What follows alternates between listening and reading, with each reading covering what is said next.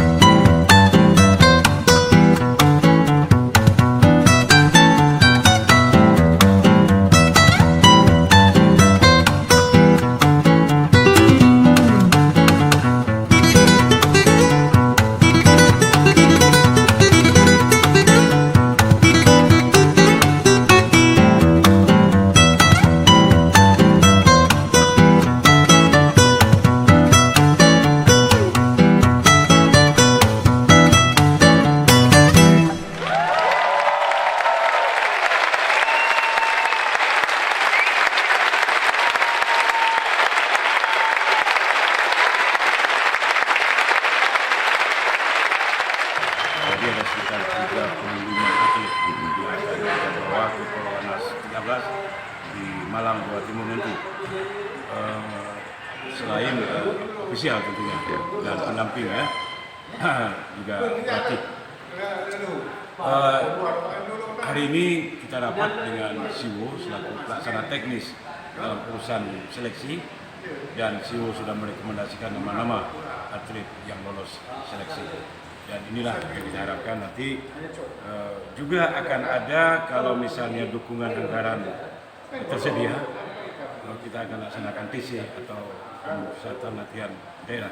Jadi atlet-atlet itu nanti kita gembleng lagi dalam sebuah pemusatan latihan agar lebih matang dan lebih siap.